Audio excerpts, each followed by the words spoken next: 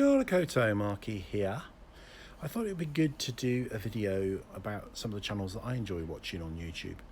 So I thought I would begin with the most controversial one, which I've noticed some other videos have started to pop up talking about this particular video. I think this particular channel, I think the channel's kind of starting to grow quite big and get a lot better known. It's quite a niche subject really, but it's becoming very popular. So what I'm going to talk about is the HG Tudor channel. Now this isn't something about kind of Henry VIII or Elizabeth I. It's not a history channel. It's HG Tudor is a pseudonym.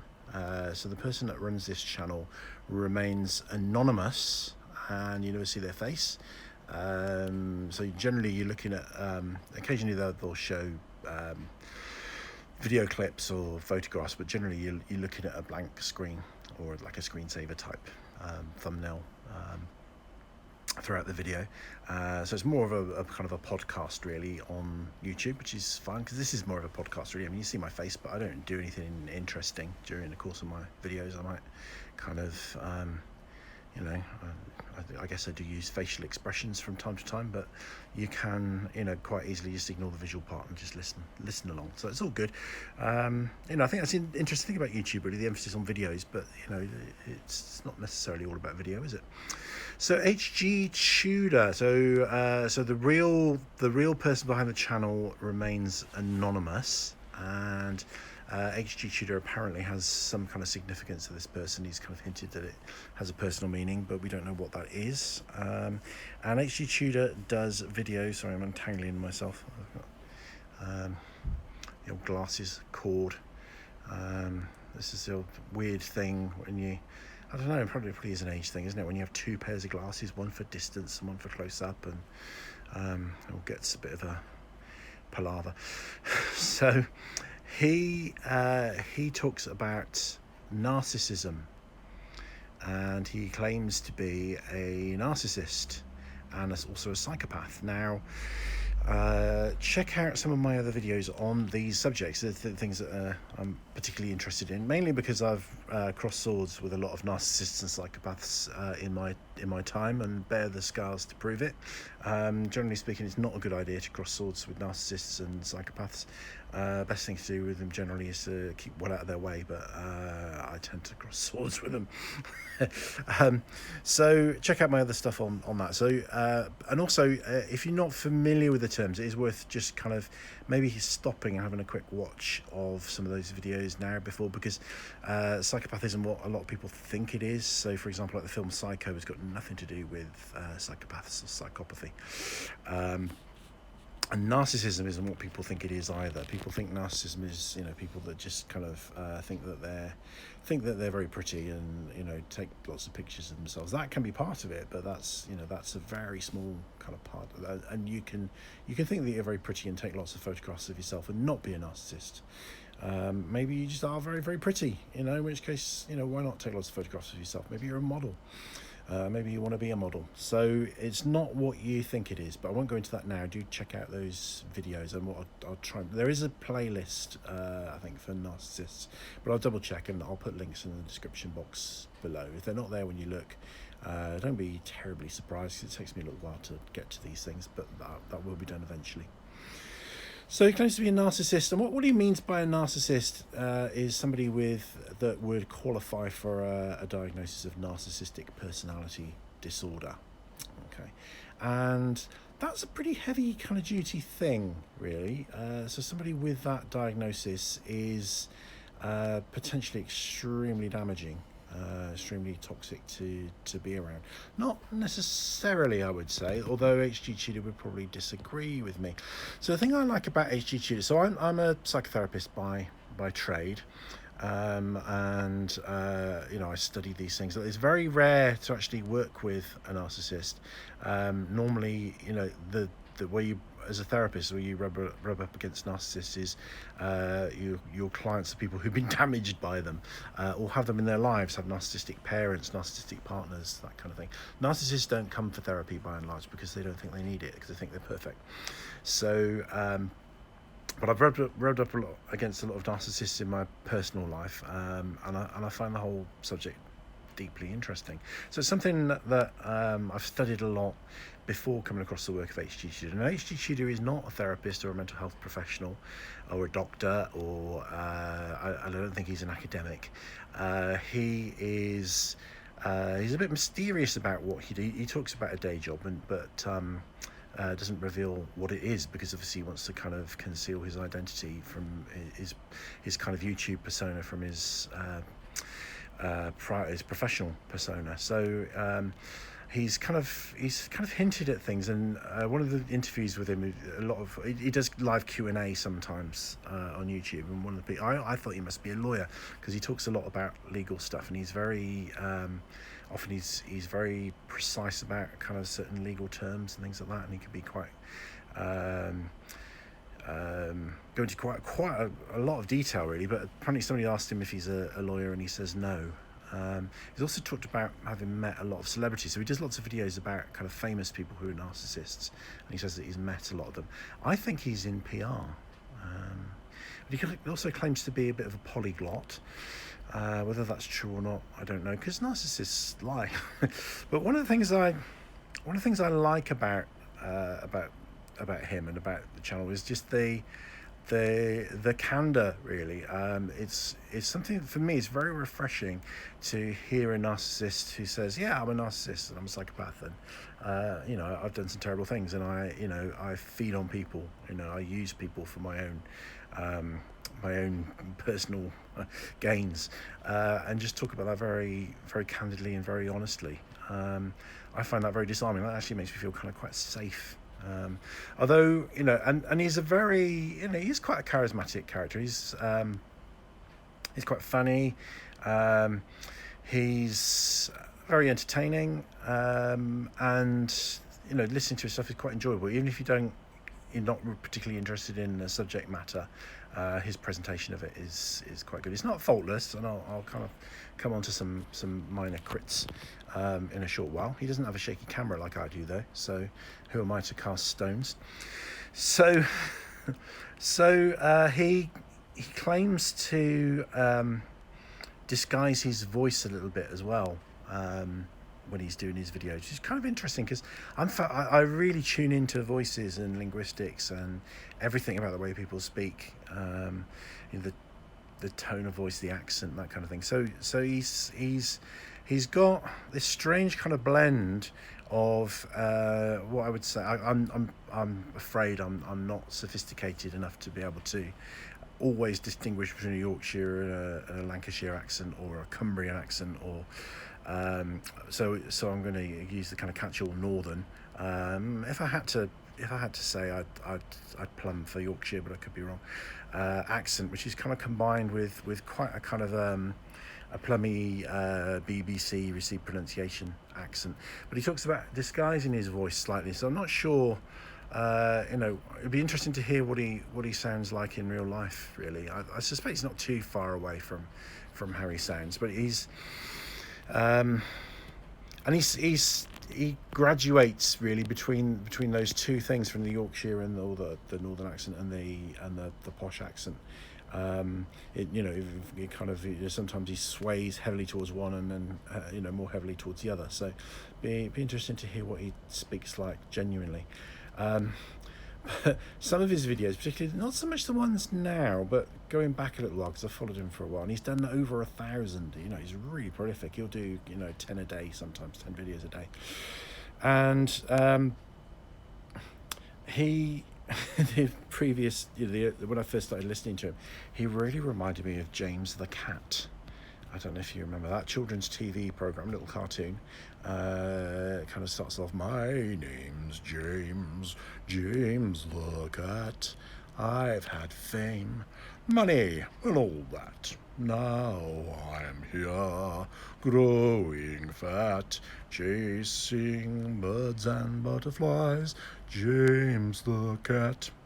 There you go. You didn't think you were going to get serenaded in this video, did you? That's who he reminds me of, which I'm sure he would hate to be compared to James the Cat. So I'm always fascinated by mystery and secrets and things like that, which is why I'm interested in the inner workings of narcissists and psychopaths. So a mysterious figure like this is quite a bonus to me in terms of entertainment from a YouTube channel. So claims to be a narcissist, and what he means by narcissist is somebody that could be diagnosed as narcissistic personality disorder. So he's got this really interesting formulation or really interesting taxonomy. That's a good word. I've never actually used the word taxonomy in anger before.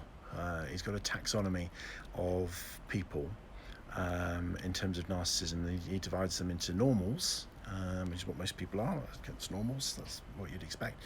Narcissists, people with narcissistic personality disorder, who could be diagnosed with that. Narcissistic people who've got narcissistic traits to a pronounced degree, more than the normal, but not enough to be diagnosed with a personality disorder, and empaths.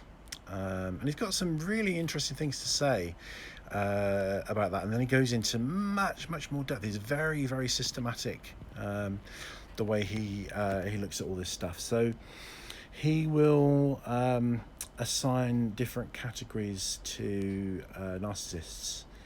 So he has what he calls schools and cadres. I don't know, quite sure how you pronounce that. Cadres, I would have said, or cadre. It's interesting. His pronunciation is quite weird. It's interesting how people. I'm always fascinated with how people vocalize, and also the thinking process behind how they vocalize. I think he writes stuff first generally and then reads it. So his pronunciation is kind of quite odd. He will sometimes pronounce things phonetically, and I think that's because he's concentrating on his reading, and he doesn't even realise that he's pronounced something phonetic. This is when it shouldn't be pronounced phonetically. So that's quite so. He's like a lot of bang for my buck with HG Tudor videos, really, because of my interest in all these things. I'm tuning in on about sort of 8 different levels, really. So he's got some very odd kind of pronunciations.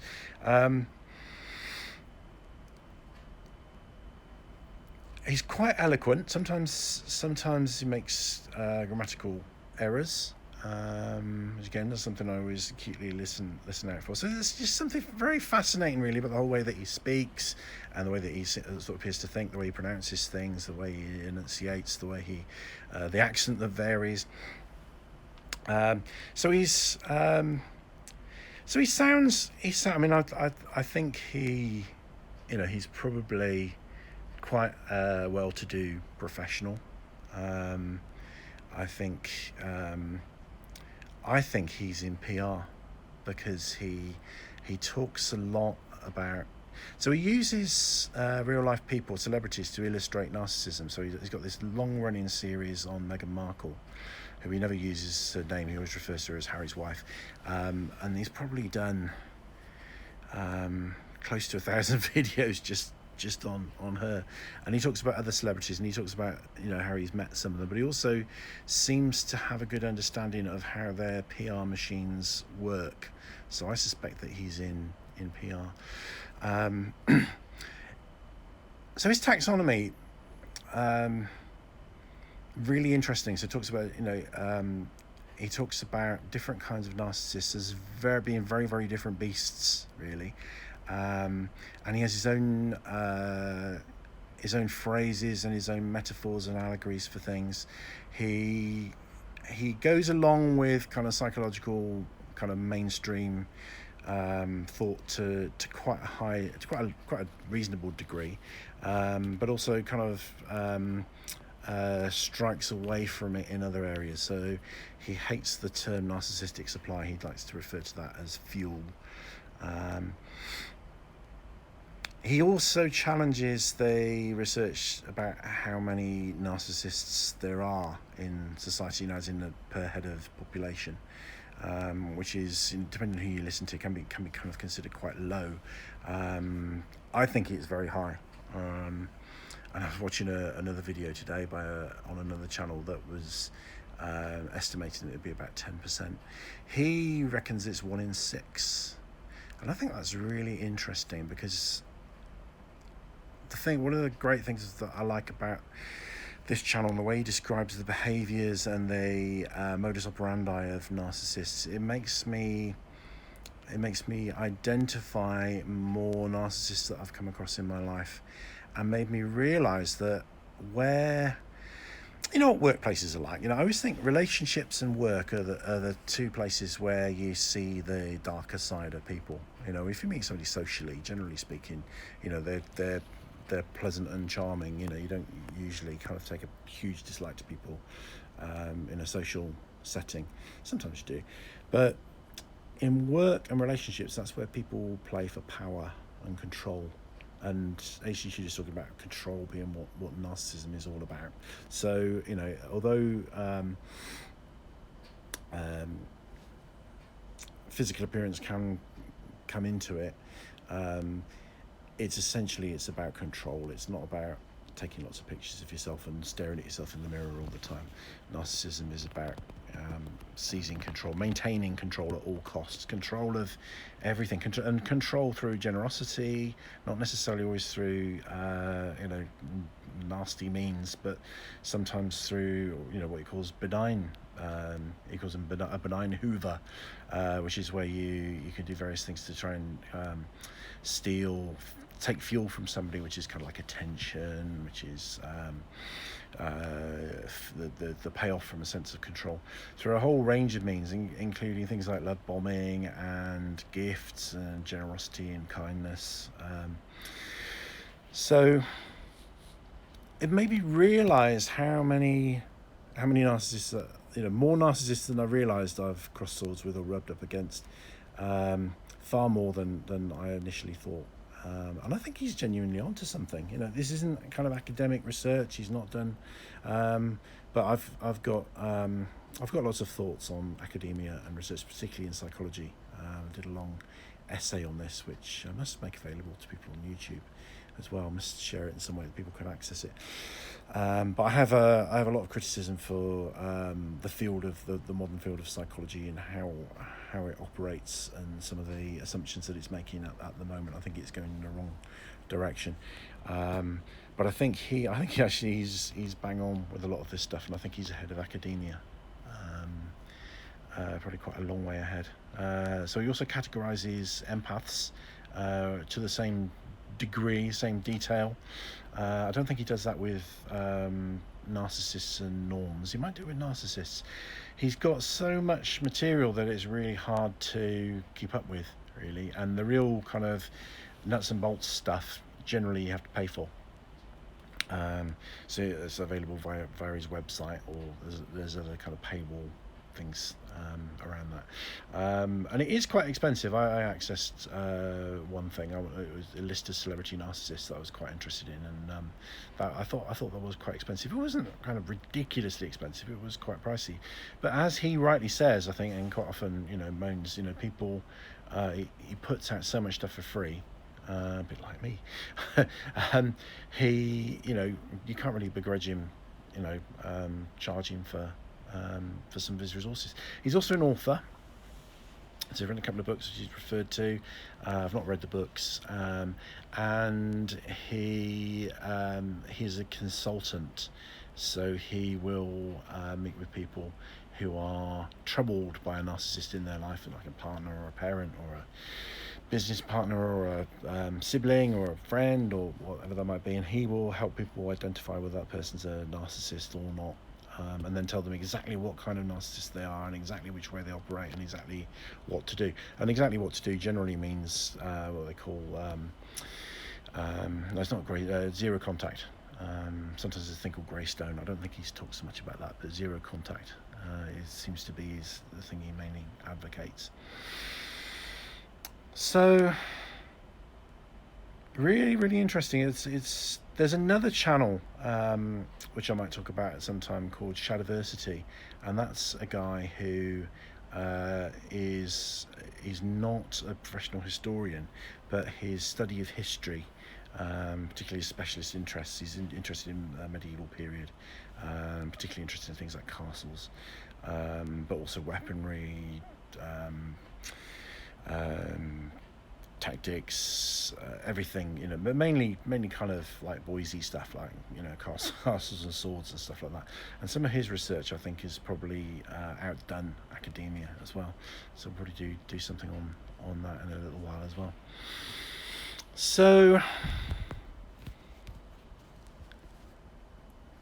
just kind of gathering all the threads, because as usual they come out in a rather scattergun kind of fashion in my videos. Found out at random. So he uses an alter ego, got a funny accent. I've shared some of my thoughts and guesses about his background. He's got a very interesting way of speaking and formulating ideas and thoughts. He's funny. He's very honest. He charges, I would imagine, a fortune for his consultation services, and he sells himself to the hilt. He says he often in the videos he says, this is stuff that you won't get from anybody else. Only I can, only from me can you get the things you really need to know about narcissism and stuff like that. And I know that grates on a lot of people, but actually I kind of quite like it, because the man has said he's a narcissist and a psychopath. So why wouldn't he talk like that? So again, I find that disarming and refreshing.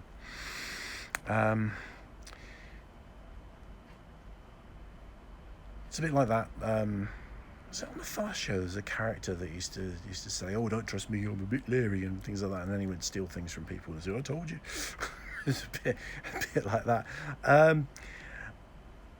I could see how people could get quite drawn in to this guy.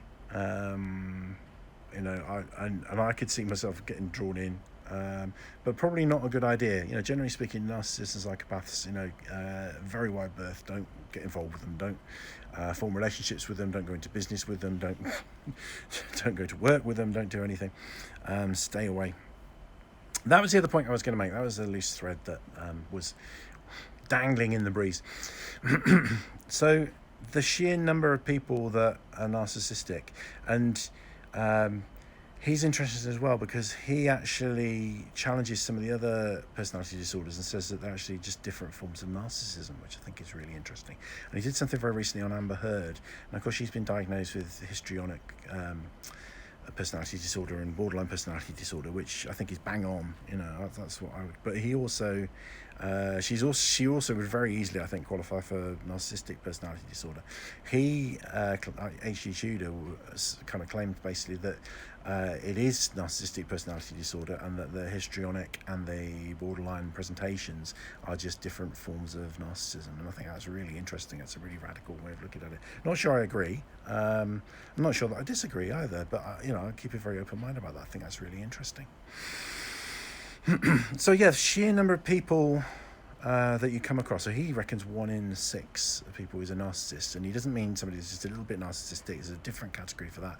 By narcissist, he means somebody that's full-blown narcissistic personality disorder, which is probably what Hitler was. Donald Trump's is a classic narcissist. Amber Heard, I think, is a narcissist. Generally speaking, so narcissists can be very popular, very charismatic, and an awful lot of performers and actors are narcissists. I've talked about this in other videos. So one in 6. Now it's interesting, in every workplace that I've been in, or almost every workplace that I've been in, there have been kind of golden periods where there's been a really lovely team, everybody's got on well. It's felt very safe to work there. There's been, it's very smooth, and then it changes. It doesn't change by itself. It changes with change of staff, change of personnel. Just one new person, the whole kind of dynamic can shift completely, and the place can change from, a really harmonious place to a place that just really doesn't feel good to come in and work. And I think looking back at these situations and kind of looking at them with my Tudor eyes on, or he calls it the Tudor scope, or my Tudor goggles, I suppose. I thought, that person was a narcissist, that person was a narcissist, and that person was a narcissist. And I thought, how many narcissists did we actually have on that team? And the place where I worked back in the past, I'm thinking it was probably about 15 people at the most worked there, and there were probably 5 or 6 narcissists, and the whole place just felt awful. And from day one of starting in this workplace, I thought something's not right here, and then worked out over time who the difficult people were, and there were loads of them, but all very different, all exerting or trying to exert control in a very different way. But I think you could, certainly under the H.G. Tudor excuse me, way of looking at things, you could say that they were all narcissists. Another looking through another lens, you might say some of them were narcissists, some of them were emotional vampires, some of them were borderline, or some of them were histrionic. But actually I think you could, there's a lot of evidence to suggest that there's a whole bunch of about a quarter of my maths is awful, that's probably not a quarter, is it, but a significant proportion were narcissists, and that's why that's why it was such a toxic atmosphere, and also why you could never really change it, because you can't change enough. They're impregnable, narcissists. They're Teflon. They're untouchable, which is why you need to always don't be like me, a big mug, and try and cross swords with them. I'm like a moth to a flame. Walk away, or placate them, or keep them sweet, but don't try and take them down, or and most of all, don't try and reason with them or fix them or anything. If you recognise somebody's a narcissist, just keep yourself safe and keep it at a distance. So what else? I'm sure there was something. There's always something that I leave off these videos. I should plan them really, but these videos are, if you like, lessons in ADHD. Because if I decided I was going to plan out a video before I did it, I just would never do any videos. So I do them off the cuff. Sometimes they flow beautifully, and there's an elegant and eloquent, just a beautiful flow to them, and sometimes there isn't. Sometimes they ebb and flow, to use that kind of metaphor.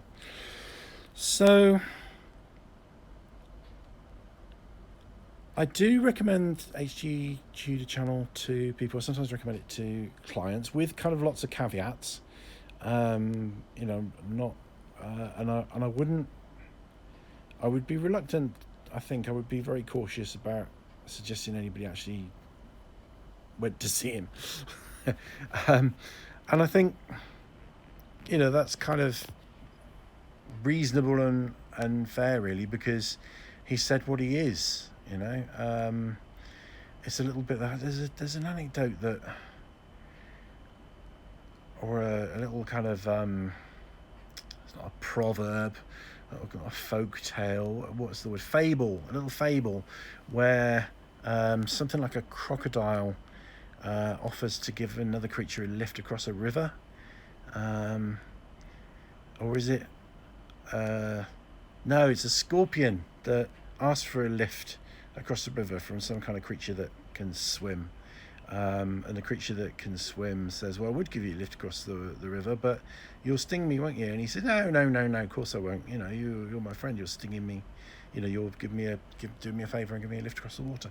And then they get halfway across the water, and the Scorpio stings the creature that's given him a lift, and the creature said, well, you said you wouldn't sting me, and he said, oh, I can't help it, it's my nature. So I would kind of have that kind of take on this guy. There have been some videos that say that he's making things up, that it's all kind of exploitative and it's all misleading and stuff like that. Now, I'm not saying he's necessarily right, but I would say, knowing what I know about narcissism, I think he's done his homework. I think he's got something very interesting to say. He may not be exactly right on everything, but I think he's probably right on some of it. And I think what he's got to say is potentially very useful. But yes, I wouldn't recommend getting into bed with H.G. Tudor in any sense. The other criticism is that he rips people off for his consultations. Well, again, I don't know. I think, people who have choice. I think he probably is very helpful to people. I think he probably does charge an awful lot. Sometimes people need, or sometimes people feel that if they're charged an awful lot, then they take the advice that they're given more seriously and give it more weight. I've certainly had the experience of, like when I've been a student for different things, I've been doing services for free, being completely disrespected. And I've worked for agencies where we provide therapy for free, and sometimes people completely disrespect that. If you charge people money, they seem to take more from it. So I think if people want to pay that much money, then I think they have the right to, and they have the right to make that choice. And I think they're more likely to feel satisfied with the services than if they got them for free. It's kind of an interesting thing about human nature. So very interesting, fascinating on all kinds of levels. Oh, that's the other thing. His videos they contain the longest pauses I have ever heard on a presentation of any kind, especially where you can't see the person. If it's a presentation where you can see the person's face and they pause, it's a lot it's a lot more acceptable, isn't it? Because they might, like somebody's doing a lecture or whatever, they might pause and drink a glass of water, or they might pause and turn over some notes, or they might kind of look down for a moment. They're doing something. You see them where they're pausing, but because this is more like a podcast and you just hear him, it goes quiet for ages. And I'm listening. I quite often listen with headphones to stuff while I'm doing other things. So I'm out in the garden or doing some household task. And many is the time when I've had to stop what I'm doing and check my phone because I think the battery's gone or it's cut out or something like that. Because it's gone quiet, got this dead air for what seems like an eternity, and then he just starts up again. And I wonder if that's the psychopathy, which is they're not caring too much about, not being too anxious about the audience and then their expectations, which is kind of quite interesting.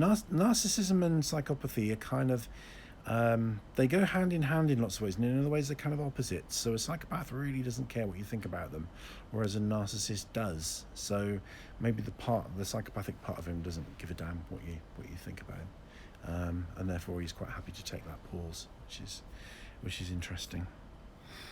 So long pauses. Very, very fascinating channel. And the series, that's the other side of it as well, is I did a video on Stephen Leather, the author, and his Jack Nightingale series, and I talked about how I really enjoyed the novels, but they're very repetitive. There's a very kind of autistic quality to them. I'm not saying that Stephen Leather is on the autistic spectrum, but he may be.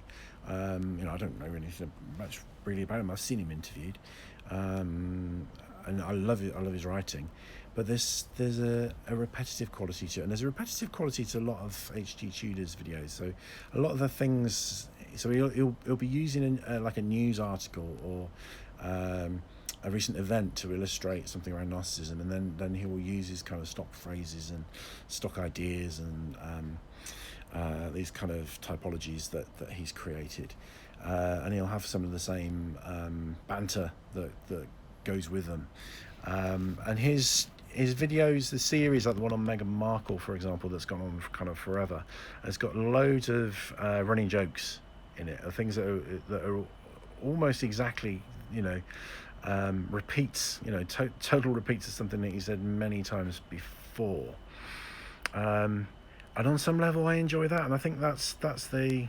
autistic side of me, I think, that likes that. There's something so nice sometimes about repetition, very kind of comforting and reassuring.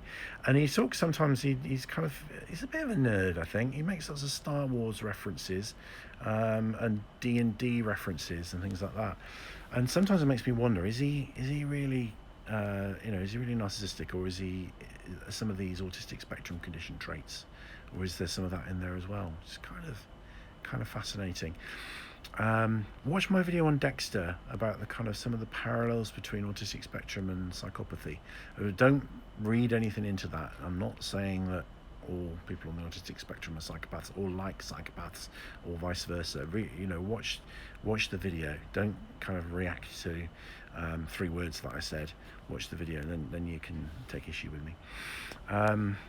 So yeah, I sometimes wonder. And also the other thing is, so he talks about cognitive empathy versus emotional empathy, and that's something I've talked about in other videos.